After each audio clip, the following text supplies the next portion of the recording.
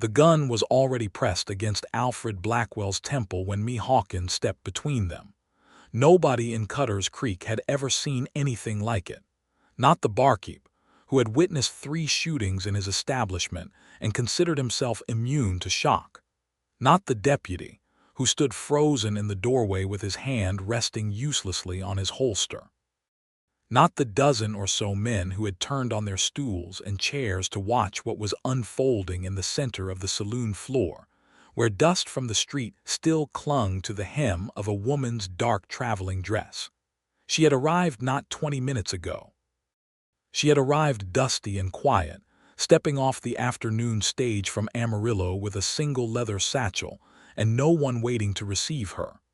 The rancher, Alfred Blackwell, had been standing at the post office across the street when she appeared in his line of sight, and something inside him had stopped working the way it should. He had forgotten entirely what he came for. He had simply stood there, watching her cross the street with her head slightly bowed against the wind, her dark hair pinned but escaping in long, loose strands, her boots worn but her posture impossibly dignified. He could not look away. Now, with a pistol at his head and the woman he had never spoken to standing between him and the barrel, Alfred was experiencing a very different kind of paralysis. "Move," said the man holding the gun. His name was Virgil Crane, and he was not a man accustomed to women stepping into his business. Mae Hawkins did not move. "I said move, woman." "I heard you," she said. Her voice was low and remarkably steady. "And I am telling you that if you pull that trigger, there are 11 witnesses in this room who will see you hang for it. That changes the arithmetic considerably, don't you think?" Virgil's jaw worked. His eyes were red-rimmed and wild, the eyes of a man who had made several poor decisions in rapid succession and was now arriving at the worst possible version of the final one. Alfred, to his credit, did not beg. He held very still, his gray eyes fixed on the back of Mae's head, on those escaping strands of dark hair, and he thought with strange clarity that he had never in his 32 years on this earth seen anything so remarkable as a woman he had never met standing between him and a bullet. Then the deputy finally found his nerve, and Virgil Crane found himself on the floor with both wrists pinned, and the whole thing was over in the time it took a candle to gut her out. But Alfred Blackwell kept looking at Mae Hawkins. He could not stop. The afternoon of Mae's arrival in Cutter's Creek, Texas, in the autumn of 1882, had begun with considerably less drama. She had boarded the stage in Amarillo before dawn, wedged between a traveling salesman who smelled strongly of camphor and a preacher's wife who offered unsolicited opinions on the moral state of the frontier for the better part of 4 hours. Mae had said very little. She was good at saying very little. She had been practicing it for the better part of the last 2 years, ever since everything she had ever built had come apart in the town of Harmon, Kansas, and she had understood for the first time in her life that silence was a form of armor. She was 26 years old, and she had dark eyes and capable hands, and a secret that sat behind her sternum like a river stone, heavy and smooth and always present. She was traveling to Cutter's Creek because she had answered a letter. The letter had been posted in the Amarillo Daily Tribune under the category of domestic employment, and it had read, in the careful penmanship of a man not entirely used to asking for help, "Wanted, housekeeper and cook for working cattle ranch, 7 miles east of Cutter's Creek, Texas. Quarters provided. Salary fair. References preferred. Apply to Alfred J. Blackwell, Blackwell Ranch." She had written back. She had provided 2 of her 3 references, the third being a name she could no longer safely use. Alfred Blackwell had replied within a week, which suggested a man in genuine need, and his letter had been short and businesslike and contained nothing she could object to. He had not asked her age or her history beyond the professional. He had only confirmed the salary, described the work, and told her which stage to take. She had not told him everything. She had told herself that what she had not told him was irrelevant to the position. She had almost believed it. Cutter's Creek was small and sun-hammered, the kind of town that looked as though the land had permitted it to exist only reluctantly. A main street of packed red dirt, a row of false-fronted businesses, a church whose steeple listed slightly to the east as though listening for something. Mae had stepped off the stage and looked at it and felt, despite everything, a small, complicated flutter of something that might have been hope. She had intended to go directly to the post office to send word that she had arrived and to ask about transportation to the Blackwell ranch. She had not intended to walk into the middle of a confrontation between a drunk man with a grievance and a tall, broad-shouldered rancher who apparently had not seen fit to be afraid. She had not intended any of it. But she had looked up at the sound of raised voices, and she had seen the gun, and something older and more instinctive than any plan she had made had simply taken over. After, in the strange, suspended quiet that follows a crisis, Alfred Blackwell had crossed the saloon floor to where she stood and looked at her with those gray eyes, the color of a sky that can't decide between storm and clearing, and said, "That was either the bravest thing I have ever seen or the most reckless." "Probably both," Mae had said. He had almost smiled. It was the almost that undid her, that small held-back thing around the corners of his mouth, the sense of a man who had learned to be careful with warmth the way you are careful with a lamp in dry country. "You're the woman who wrote about the housekeeping position," he said. It was not quite a question. "Mae Hawkins." Alfred Blackwell. He extended his hand and she shook it, and he was surprised by the firmness of her grip and then annoyed at himself for being surprised. "I expected you on the morning stage." "The morning stage had a broken wheel outside of Lubbock. We waited 2 hours." "Are you all right?" "Crane didn't. He didn't touch me." She paused. "Are you all right?" The question seemed to catch him off guard. He was quiet for a moment, looking at her with that careful attention that she would come to know well, that quality of his that felt less like scrutiny and more like real consideration, as though her answer actually mattered, and he intended to hear it properly. "Better than I was 5 minutes ago," he said. "Thanks to you." She did not tell him that she had not done it for him. She had done it because she recognized something in the moment, some specific quality of wrongness that she had learned too well to ignore. She had not known him from Adam when she stepped between them. She told herself that later, in the small wagon on the 7-mile road to the ranch, with the late sun painting everything the color of old copper. She had not done it for him. She had done it because it was right. But she was aware, in the way you are aware of a sound you cannot quite identify, that she had looked at him in the aftermath and something had shifted inside her, rearranged itself without her permission, and that was considerably more dangerous than any gun. The Blackwell Ranch was larger than she had expected. The house itself was solid and plain, built of limestone block quarried from the creek bed, 2 stories with a wide covered porch that faced west. Behind it, a bunkhouse, a barn, 2 corrals, a root cellar, and the vast turning machinery of a working cattle operation. 3 ranch hands lived in the bunkhouse. A lean, sun-darkened man named Cobb who said almost nothing, and was apparently useful in ways that compensated for this. A younger man named Petey who said too much and was useful in different ways. And an older man named George Ellsworth who served as foreman and had opinions about everything, and expressed them freely and without apology. Mae met them all at supper on her first evening, and she fed them salt pork and potatoes and cornbread made from the stores she found in the kitchen, and they ate with the concentrated gratitude of men who have been cooking for themselves for some time. Alfred ate at the same table, which she had not expected. Something about this detail told her more about him than anything else. He did not separate himself.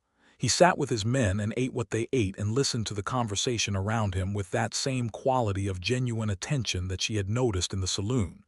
George Ellsworth said, around a mouthful of cornbread, "Where'd you say you came from?" "Kansas," Mae said. "Long way." "Yes. Family." "George," said Alfred without looking up from his plate, "I'm just making conversation. Make less of it." George subsided, but he watched me with the experienced eyes of a man who has spent his life reading the land for signs, and she was aware of his watching and did not flinch from it. That night, in the small room off the kitchen that Alfred had prepared for her, with a clean quilt on the narrow bed and a pitcher of water on the stand and a single window that looked out onto the dark shape of the barn, Mae sat on the edge of the mattress and held the river stone of her secret and thought about what she had gotten herself into. She had left Harmon, Kansas, 2 years ago in a wagon belonging to a woman named Clara Bryce, who had asked no questions and asked for nothing in return except help driving the team across the worst stretch of road. She had left because staying had become impossible. She had left because a man named Douglas Petty, who had been her employer and then something worse than her employer, had decided that her knowledge of his hidden dealings was a threat he could not afford to leave standing. Douglas Petty was a land agent in Harmon, with interests in 3 other counties and connections to a network of men who bought and sold forged land titles across the Central Territories. Mae had worked as his bookkeeper for 18 months before she understood what she was looking at in those ledgers. When she had confronted him, he had smiled at her with a smile that did not reach his eyes and told her she was a very clever woman, which was unfortunately inconvenient. She had been very clever about leaving, but she had taken something with her. Not the ledgers. She had not been foolish enough to try that. She had memorized certain numbers, certain names, certain transaction dates. She had written them down in a small notebook that lived in the false bottom of her leather satchel. She had told herself she might need them someday. She had been right. She just had not yet figured out how to use them without putting herself back in Douglas Petty's line of sight. She had not told Alfred Blackwell any of this. She had told herself it had nothing to do with her position as his housekeeper. She had told herself it was safe to be here. Cutter's Creek was far from Harmon, and Douglas Petty was an important man in Harmon, and men like that rarely traveled for the sake of a bookkeeper they had dismissed. She pressed her hand flat against the satchel and listened to the sounds of the ranch settling into night, the low complaint of cattle, the distant bark of a dog, the creak of the house adjusting itself in the cooling air, and she let herself believe for a moment that she was safe. The first week passed in the rhythm of work. Mae learned the house the way she learned everything, systematically and with attention to detail. She learned that Alfred took his coffee strong and without sugar, and that he was always in the kitchen before dawn, and that he was a man of genuine morning quiet, the kind of quiet that is restful rather than hostile. She learned that the pantry was not well organized, but the cellar was, which told her something about who had stocked each. She learned that the ranch hands left their boots on the porch, but Alfred left his inside the door, one small personal habit that marked the distinction between a man who owned the place and men who worked it, though he never seemed to think of it in those terms. She learned that Alfred Blackwell had built this ranch himself, starting at the age of 22 with a small inheritance and an impractical amount of conviction. George had told her this, obliquely, on the second day, while she was beating dust from the parlor rug. "He had nothing when he started," George had said, leaning on the porch rail.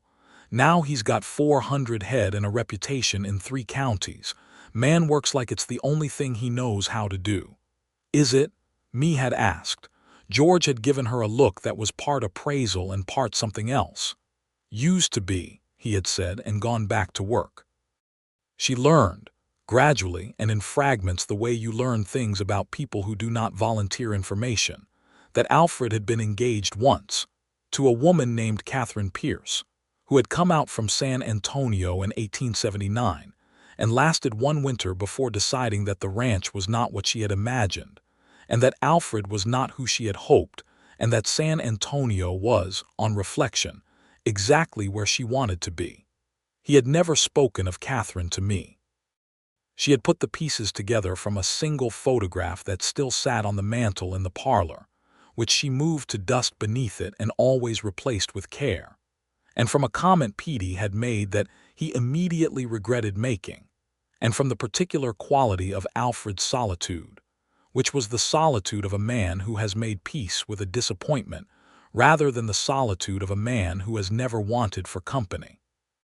She found herself thinking about him with increasing frequency, which was inconvenient.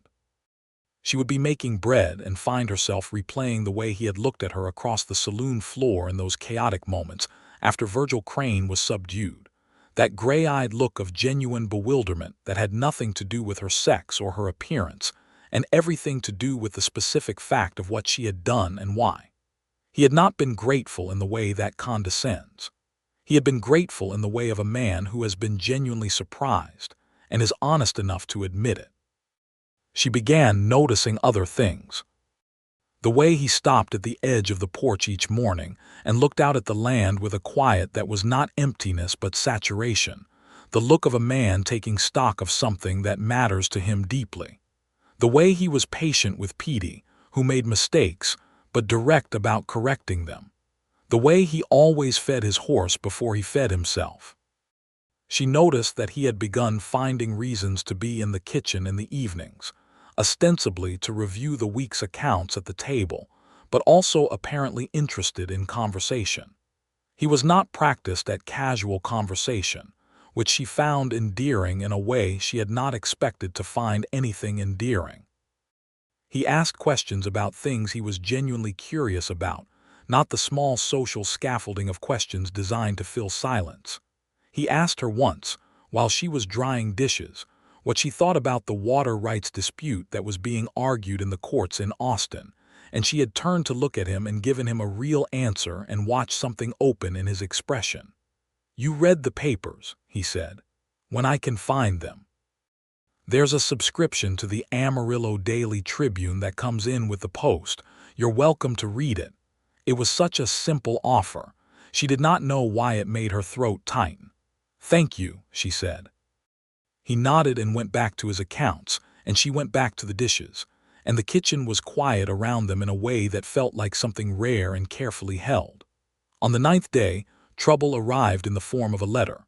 Mae found it in the stack that Alfred brought in from the post office on his weekly trip to town. It was addressed to her, and she recognized the handwriting before she turned it over, and the river stone in her chest became suddenly very cold. The letter bore no return address. The postmark was Harmon, Kansas. Inside, in Douglas Petty's small, precise script, were 3 sentences. "I know where you are. I know what you took with you. Come home, Mae, and we can resolve this privately." She stood in the kitchen with the letter in her hand for a long time.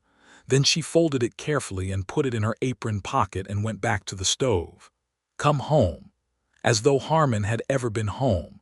As though there was anything private about the way Douglas Petty resolved things. She told herself she was not afraid. She told herself she had 2 years of distance and careful living between herself and Douglas Petty, and that Cutter's Creek was small and out of the way, and that one letter did not mean he was coming here. She told herself this for 4 days. Then she looked up from hanging laundry on the line behind the house and saw a rider coming up the main road from town, and something about the set of his shoulders and the way he sat his horse made her hands go still around the sheet she was holding. It was not Douglas Petty. When the rider came close enough, she could see it was a stranger, a man in a dark coat with a neutral expression and a salesman's kind of face, the kind that gives nothing away because giving nothing away is the whole purpose. He reined in at the porch and asked for Alfred Blackwell, and Mae told him Alfred was out on the North Range and would be back by supper, and the man said he'd wait, and he tied his horse and sat on the porch steps in a way that suggested he was comfortable waiting for things. Mae went back to the laundry. Her hands were not entirely steady. George Ellsworth, who had the instincts of a man who has spent 40 years reading the unspoken language of the frontier, appeared at her side 20 minutes later. "That man on the porch," he said quietly without looking at her. "What about him? You know him?" She wrung out a pillowcase. "No. He's looking at the house like he's drawing a map of it." She said nothing. George waited. This was one of his qualities that she had come to understand and even appreciate. He did not push. He simply left space like a man clearing ground for a fire. "There's something I need to tell Alfred," she said finally. "I've been waiting for the right moment." "Right moments have a habit of not appearing on schedule," George said. She looked at him then.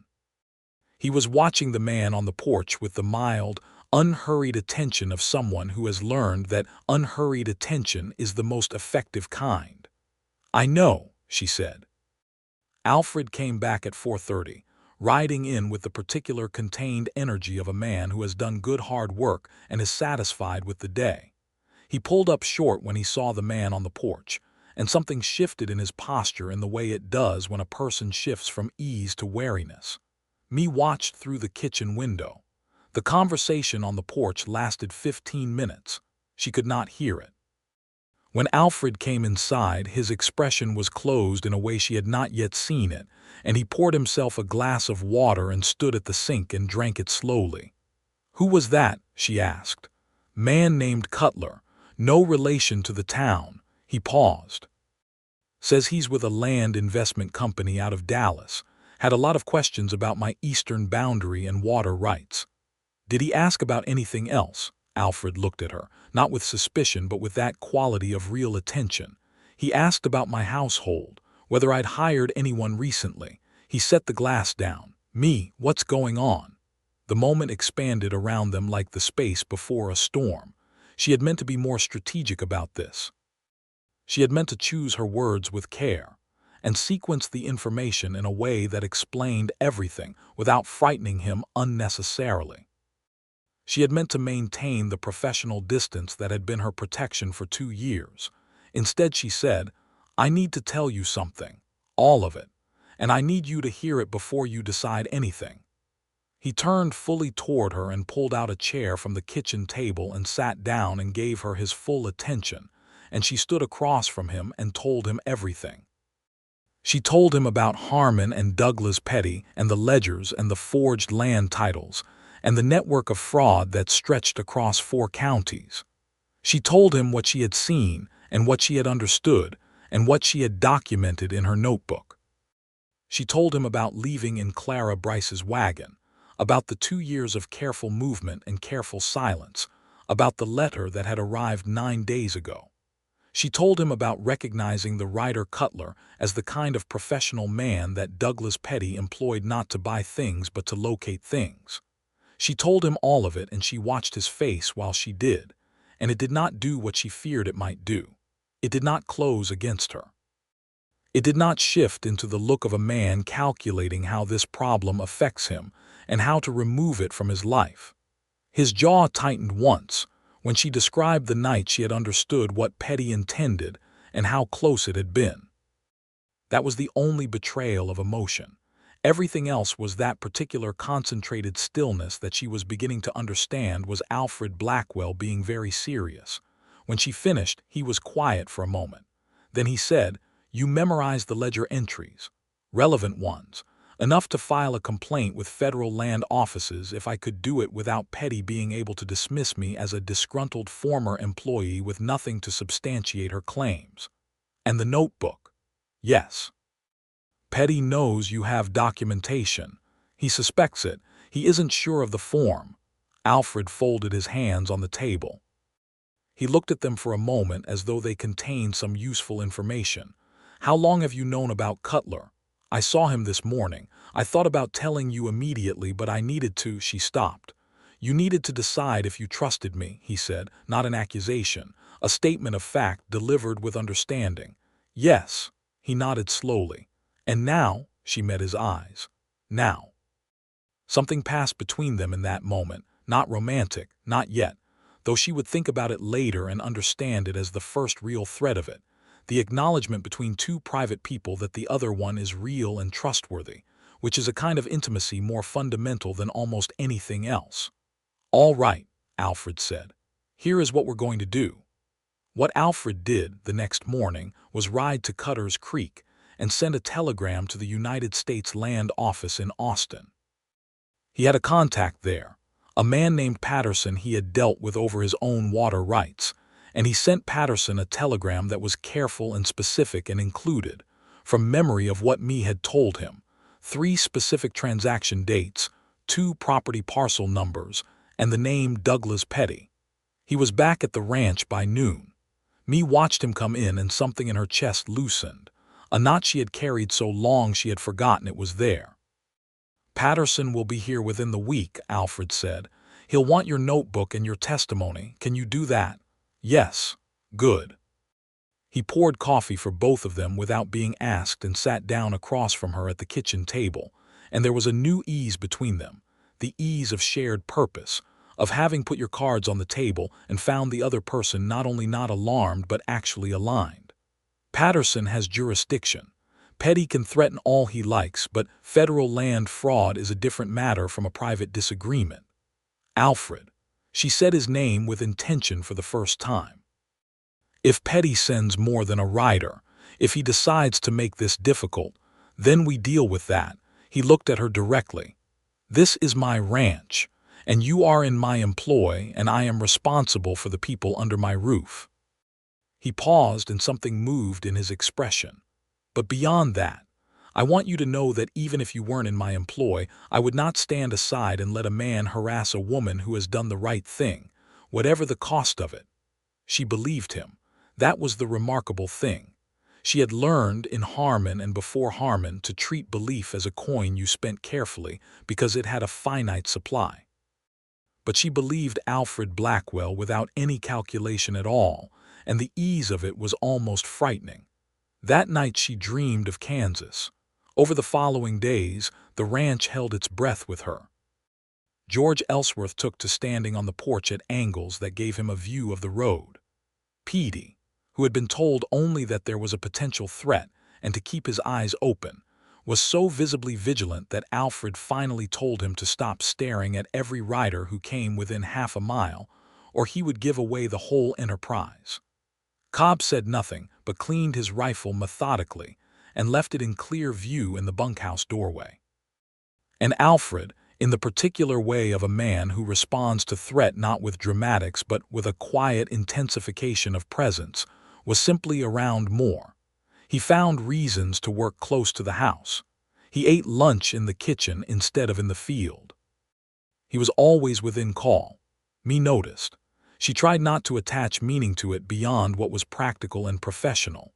She tried with the disciplined effort of someone who has learned to distrust warmth because warmth can be a kind of trap, can be offered with the intention of creating obligation or access or advantage.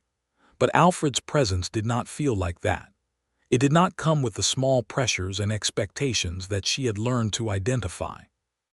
It was simply there, solid and warm and without agenda, the way the sun on a cold morning is there, offering something without requiring anything in return. On the fifth night, there was a storm. Texas in October could produce extraordinary storms, and this one rolled in from the northwest after supper with serious intent. By 9 o'clock the thunder was extraordinary and the lightning came in waves and the rain was horizontal against the windows. The ranch hands were in the bunkhouse. Mae sat in the kitchen with the lamp burning low, reading the Amarillo Daily Tribune, and Alfred sat at the other end of the table with his accounts, and neither of them had found any reason to say good night yet. "You're not afraid of storms," Alfred said. "It was not a question. Should I be?" "Some people are." She looked up from the paper. "Are you?" Another almost smile. "I respect them." "That's a very careful way to put it." "I'm a very careful person," he said.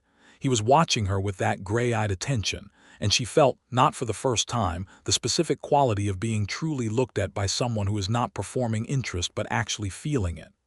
"I've noticed," she said. She meant to sound light. It came out differently. The storm moved through and left everything clean and dripping and smelling of wet cedar and rain-soaked earth. Mae closed the paper and folded it and stood to take the lamp to her room, and Alfred stood too, the way he always did when she stood to leave, a courtesy so automatic that she knew it was not calculated, simply ingrained. "Me." He said it quietly. She turned. "I'm glad you came." He said it simply, without decoration or implication, the way a man states a fact that he has decided deserves to be stated. "I mean that in whatever way you choose to take it." She held the lamp and looked at him and thought about all the careful, armored years, and all the things she had not let herself want because wanting things had become too dangerous. And she thought about the way he had sat across from her at this same table and said, simply and without drama, "All right, here is what we are going to do. I know you do, she said. I'm glad I came too. She went to her room and lay awake for a long time in the clean post-storm quiet, and the river stone in her chest was, for the first time in 2 years, not entirely uncomfortable. The federal land officer, Patterson, arrived on the morning stage 6 days after Alfred's telegram, and he was a lean, efficient man of about 50, with the kind of manner that suggested he had not been surprised by anything in a considerable number of years. He sat in Alfred's parlor and listened to Mae's account with complete attention, making notes in a small leather book, occasionally asking a clarifying question in the precise, economical way of someone who knows exactly which questions matter. He examined the notebook. He spent a long time with it, turning pages with careful hands. He looked up at me with an expression that was the closest to impressed that his careful manner would permit. "These are specific enough to be corroborated," he said. "If they match the land office records in Harmon County, which I believe they will, we have sufficient grounds for an investigation and very likely prosecution." He closed the notebook and held it. "I'll need to retain this." "I know," Mae said. "That's why I wrote down everything I could remember before I left Harmon." She opened the satchel and produced 3 additional pages of her own notation, the backup she had created 2 months after arriving in Amarillo the first time, the copy of the copy, as it were. "Keep the notebook. These are mine." Patterson looked at her with something that was definitely respect. "Miss Hawkins, have you considered whether you might be willing to testify formally? It would considerably strengthen the case." She had thought about nothing else for 6 days. "Yes," she said. "If you can guarantee adequate notice and appropriate protection during the proceedings." "We can arrange that." He looked at Alfred. "Mr. Blackwell, I understand you sent the initial communication." Mae gave me the information. "I had a contact. You understand that if Petty has assets or associates in this region." "I understand very well," Alfred said. Patterson nodded slowly. He looked at them both with the knowing eyes of a man who has spent his career observing the complicated ways people protect each other. "Then I'll begin the process from Austin. You should know that Petty will be made aware of the investigation. It's unavoidable under procedure, and that may prompt some response from him. I would advise caution," Alfred said. "More than caution, genuine care." Patterson stood and collected his things.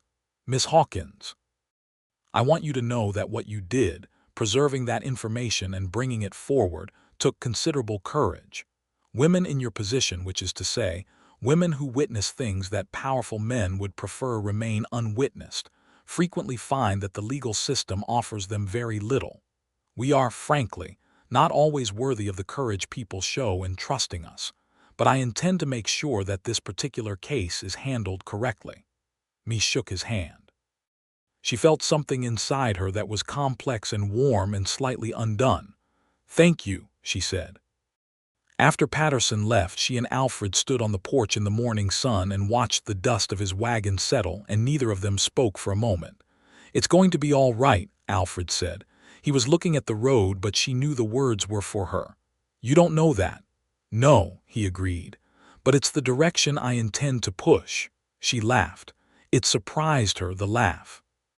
It came out natural and uncalculated, and she put her hand briefly over her mouth as though to catch it.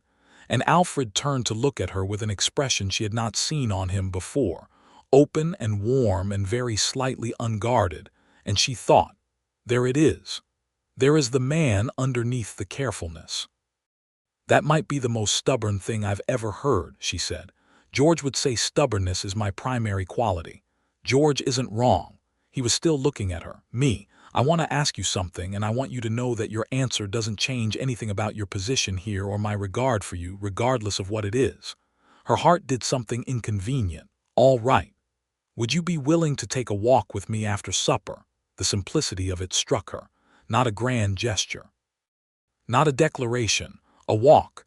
The ordinary, humble, deeply human gesture of a man who would like to be in the company of someone he admires. "Yes," she said, "I would." The walk happened at 6:30, when the October sun was going down in shades of persimmon and deep gold. painting the sparse Texas landscape in colors almost too beautiful to be real. Alfred showed her the eastern section of the ranch, the stretch along the creek bed where cottonwoods grew thick and the water ran clean and shallow over flat pale rocks. He told her about the years of work it had taken to establish the water access, the legal disputes and the physical labor, the season when the creek ran low and he thought he might lose everything. He told her in the way that people tell their real stories to people they have decided to trust, not with performance but with simple, honest detail. She walked beside him and listened and occasionally asked questions, and he answered them, and it was, she thought, one of the best conversations she had ever had, which was remarkable given that it was about cattle and water rights. "Why didn't you leave?" she asked. "When things were hard, most men would have." He considered this. "Where would I go?" he said. "This is what I built. When you've built something with your own hands from nothing, you don't walk away from it because it gets hard. You walk toward the hard and you work through it." She was quiet for a moment, looking at the water. "I think that's what you did," he said. "In Harmon, you walked toward the hard thing instead of away from it." She felt it again, that specific quality of being seen. "I walked away eventually," she said. "You walked toward the truth first, and then you walked toward something better. That's not running, that's knowing which direction to go." She looked at him in the fading light, and she thought that she had been so careful for so long about which things she allowed herself to feel, and that carefully was a fine way to survive and a terrible way to live, and that Alfred Blackwell, with his gray eyes and his honest hands and his impossible stubbornness, was the most genuinely good person she had met in so long that she had nearly forgotten such people existed. "Alfred," she said. He waited. "I want you to know that when I stepped between you and that gun in the saloon, I didn't know you. I want to be clear about that." She paused. "But if the same moment happened today, I would make the same choice. And this time I would know exactly who I was doing it for." He was very still. The last light of the sun was on his face, and he looked at her with an expression that was so unguarded it almost hurt to see. The look of a man who has held himself at a careful distance from hope and is feeling, very cautiously, the possibility of abandoning that distance. "Me," he said. And then, because he was a man who believed in being exact, he said, "I believe I am falling in love with you. I don't say that to create obligation or to alarm you. I say it because it's true and I think you deserve honesty above everything else." She breathed. The creek talked softly over the rocks. "Somewhere a nightbird called once and was quiet. I believe I might be falling in love with you too," she said, "and that frightens me considerably. Because of what you've been through. Because love requires trust and trust requires courage, and I am not always sure I have enough courage left."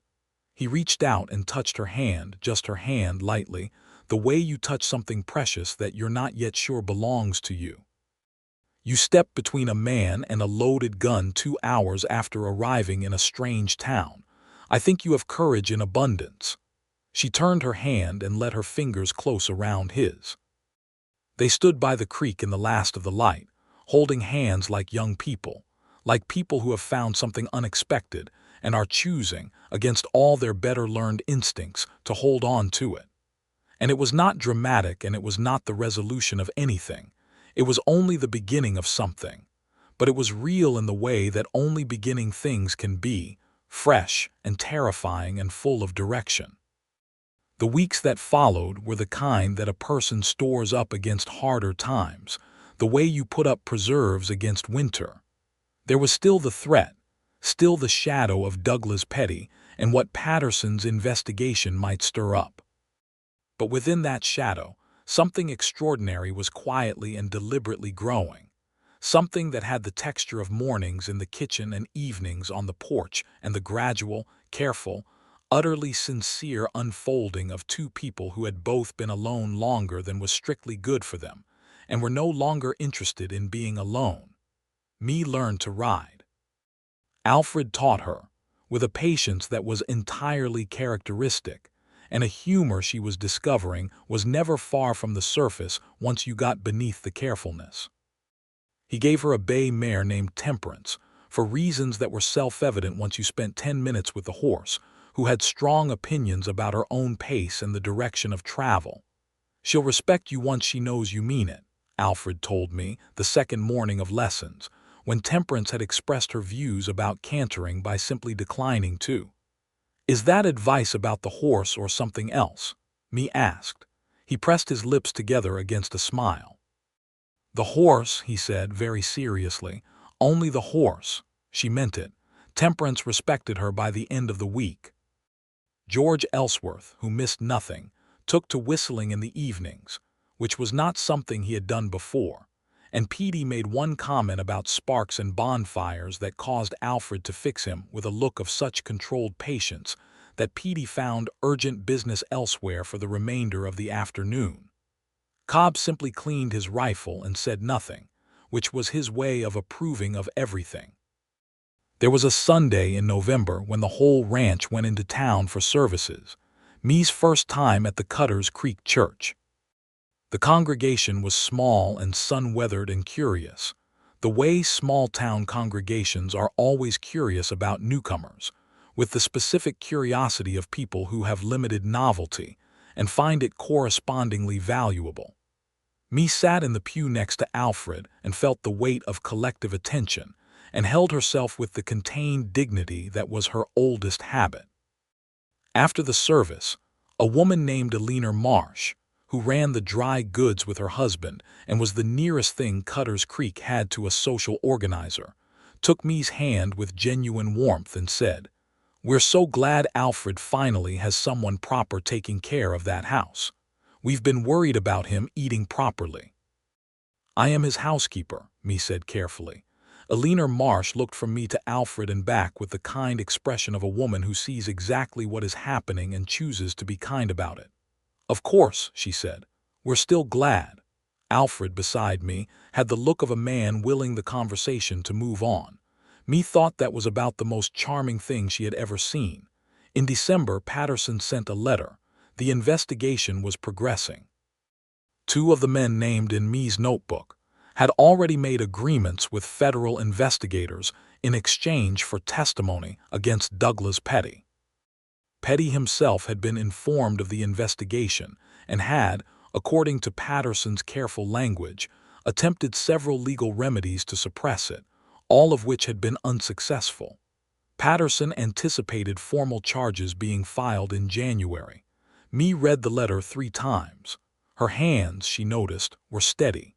She found Alfred in the barn and gave him the letter without saying anything.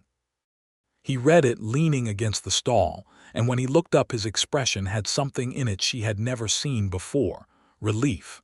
Not his relief. Hers, reflected back from him, the way a person who cares deeply about another person carries their fears alongside them. "It's almost over," he said. "The legal part," she said. "Yes." And after the legal part, she looked around the barn at the familiar shapes of the stalls and the light coming through the high window and the smell of hay and horses and good honest work. "I don't have any plans to leave," she said, "if that's what you're asking." He set the letter down and crossed the barn floor to where she stood and took both her hands in his, the sure, deliberate action of a man who has thought about this moment and decided what he wanted to do with it. "I'm not just asking about the housekeeping position," he said. "I know." "Me," he looked at her directly, the way he did everything without deflection. "I have been sitting with what I want to say for about 6 weeks, trying to find the right moment and the right words. George would tell me there are no right moments and I should just say the thing. George is wise. George is insufferable, but on this occasion he may be right." He held her hands. "I don't want you to be my housekeeper. I want to be honest with you about that. I want you to stay because you choose to stay, because this is a place you want to be and I am someone you want to be with. I want you to marry me, if that is something you could want. Not because I need a housekeeper, not because the situation with Petty is resolved or not resolved, not because of any circumstance. Because you are the most extraordinary person I have ever met, and I have been falling in love with you since the day you stepped between me and a loaded gun, and then introduced yourself with the composure of someone who had simply done a mild errand." She felt the laugh and the tears at the same time, which surprised her, the combination of them. She pressed her lips together. "Alfred," she said, "I know it's too soon by conventional measures. I know you've had things happen that make trust a complicated matter. I know I am not the easiest man. I am told I'm taciturn and stubborn, and I think about cattle more than is socially ideal, Alfred. But I would spend whatever time you need, and I would not rush you, and I would rather know what I'm hoping for than pretend I'm not hoping, Alfred." She squeezed his hands to stop him. "Yes." He stopped. "Yes," she said again. "The answer is yes.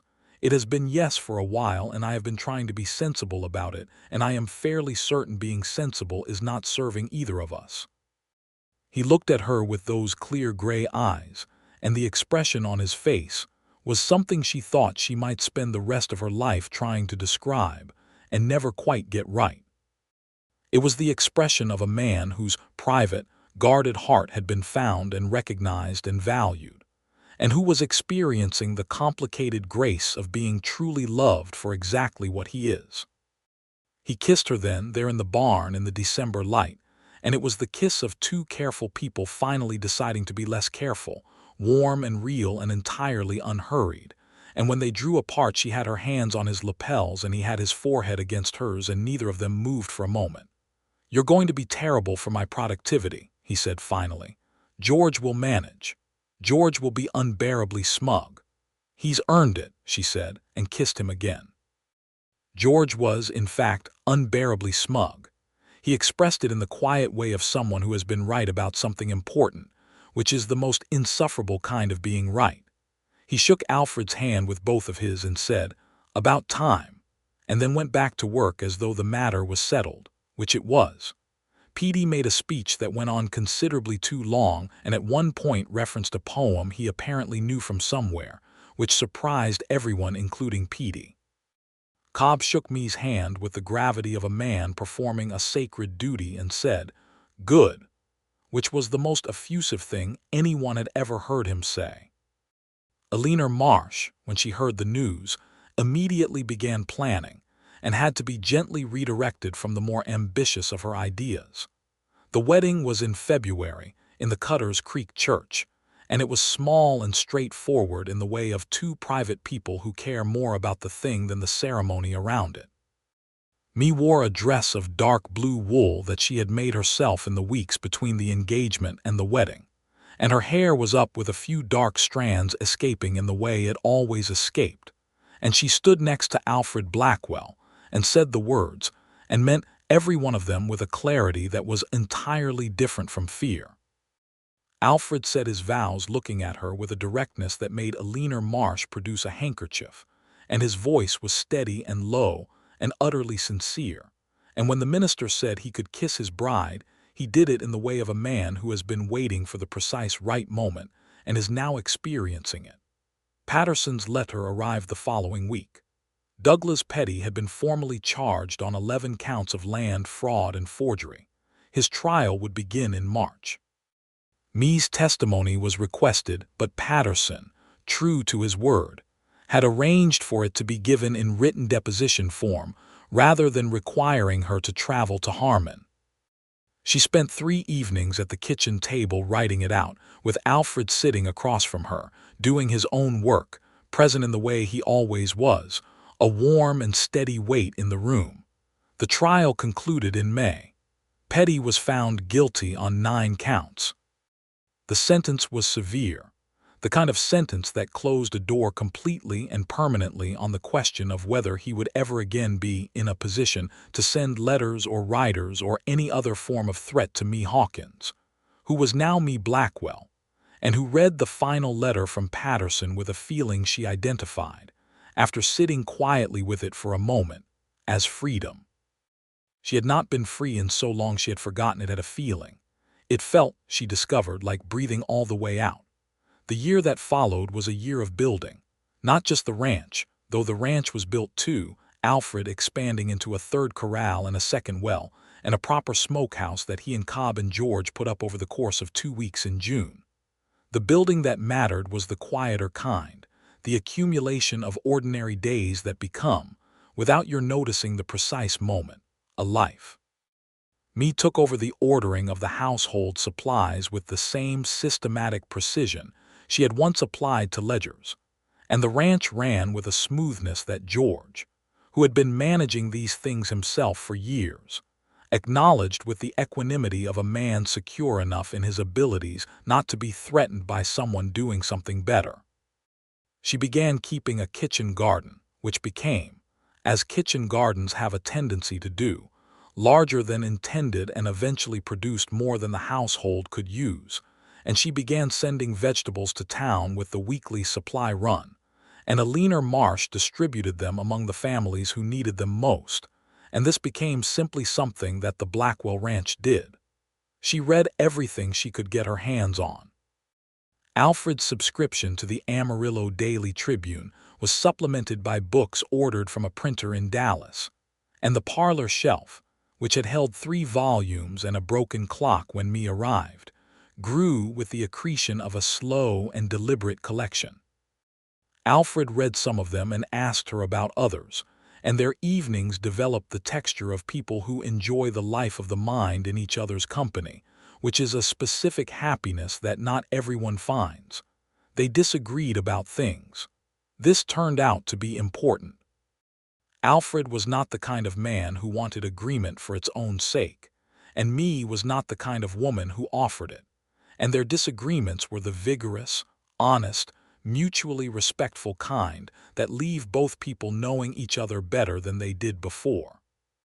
They disagreed about the best way to handle the next expansion of the herd, and about a particular political situation being reported in the Tribune, and about whether Temperance was, in Mae's opinion, the finest horse on the property, a view Alfred contested with evidence regarding his own horse, a gray gelding named Reason, who was in all objective measures the superior animal, and whom he privately agreed was probably the superior animal, but would have perished before conceding. They also agreed about important things. They agreed that the land they lived on deserved to be treated with respect and managed for the long term. They agreed that the people who worked for them deserved fair wages and fair treatment, a position that was not universal among ranchers of the era, and one that Alfred had held long before Mae's arrival, but that she reinforced with the particular conviction of someone who has seen what the alternative looks like from the inside. They agreed that a life built on honesty, though it required courage to maintain, was the only life worth having. They were happy. It was not the uncomplicated happiness of people who have never suffered, but something stronger, something made of the particular quality of joy that you can only access once you have been genuinely afraid of losing it. In the spring of their first full year of marriage, Mae told Alfred she was expecting a child. She told him in the kitchen, which was where all the most important things between them happened, and she told him directly, in the manner of a woman who has decided that straightforwardness is the greatest gift she can offer. Alfred was quiet for a moment. Then he stood up from his chair and walked around the table and put his arms around her and held on, and she felt against the side of her head the particular quality of a breath that is releasing something enormous. "Are you all right?" he asked into her hair. "Yes," she said, "more than all right." "Are you frightened?" she considered. "A little." "Me too," he said. "We'll be frightened together." The baby was born in October of 1884, a boy, and they named him James after Mae's father, who had been a good man and who deserved the continuity. James Blackwell arrived in the practical manner of someone who intends to make his presence known, and the doctor who came out from Cutter's Creek declared him healthy and remarkable, and Alfred held his son for the first time with the careful astonishment of a man who has built something with his own hands, but has never built anything quite like this. George Ellsworth, who was not a sentimental man, was found the following afternoon sitting on the porch with James in his arms and an expression on his face that nobody mentioned, because some things deserve privacy. Petey cried openly and unashamedly, which surprised no one. Cobb carved a small wooden horse and left it on the kitchen table without any annotation, which was the most eloquent gift anyone gave.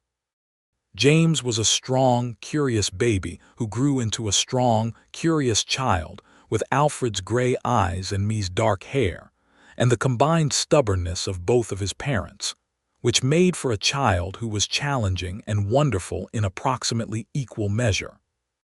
By the time he was 2, he was following Alfred around the ranch with the seriousness of someone taking notes for future reference. By the time he was 3, he had strong opinions about the horses and, remarkably, Temperance had taken to him with an enthusiasm she reserved for almost no one, which Mae considered vindication of her long-held position that Temperance was the finest horse on the property. 3 years after James, a second child arrived. A daughter they named Ruth Eleanor for Mrs. Marsh, who had become a genuine friend over the years and who cried beautifully when she learned the child's name.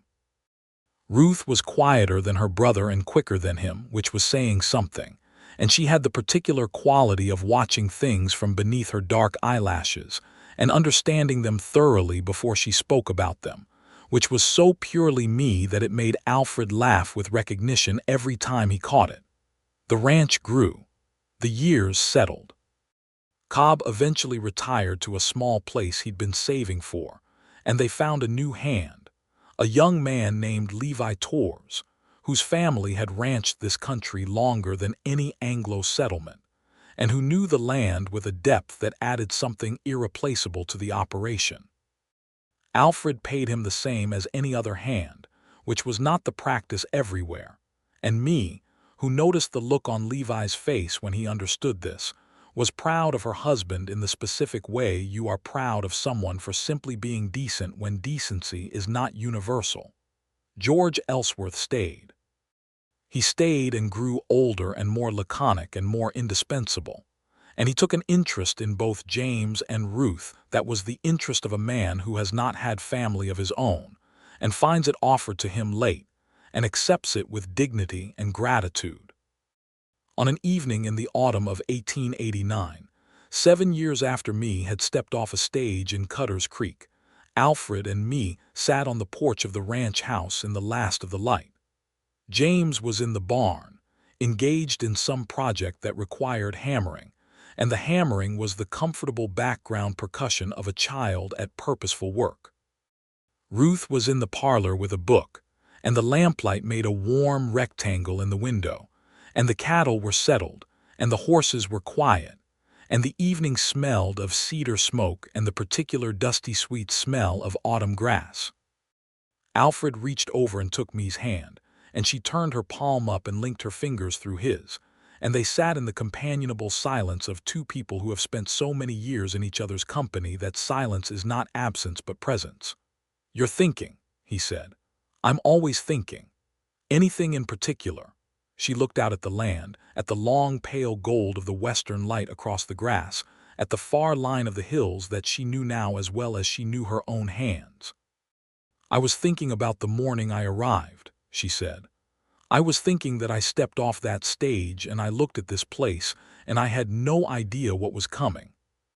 I had this very small, guarded thing in my chest that might have been hope, and I was afraid to look at it too directly in case it disappeared." He was quiet, listening in the way he always listened. And then everything happened, all of it, the gun and the fear and the letter and Patterson and the whole complicated, terrifying business of deciding to trust someone after I had decided not to trust anyone. She turned to look at him. "And here we are. Here we are," he agreed. "I want you to know something," she said. "I want you to know that all of this is more than what I hoped for, more than I thought I deserved or was possible or was real."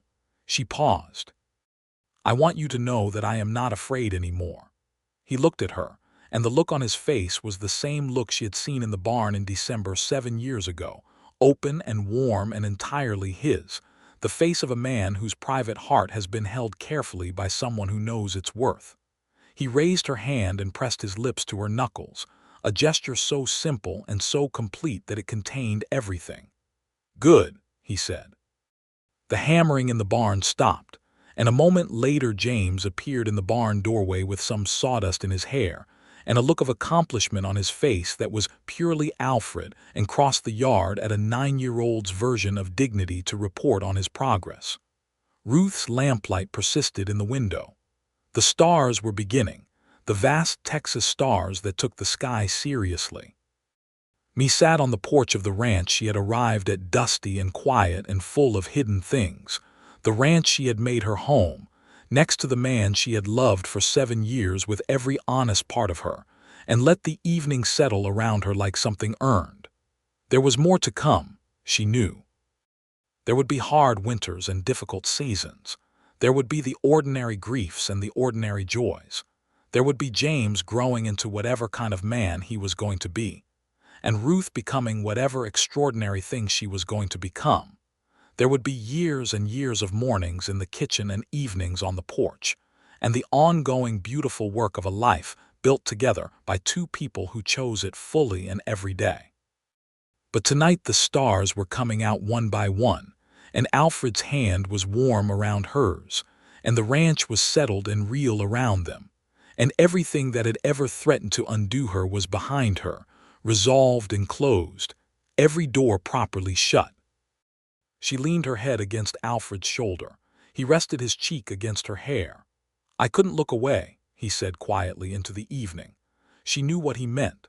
She had known what he meant since the moment in the saloon when she had turned and found his gray eyes on her, bewildered and intent, the look of a man who has seen something he cannot explain and has decided he does not want to look away from it. "I know," she said. Neither could I. James arrived at the porch steps with a report on the state of his project, which involved a box intended for some purpose he described at length.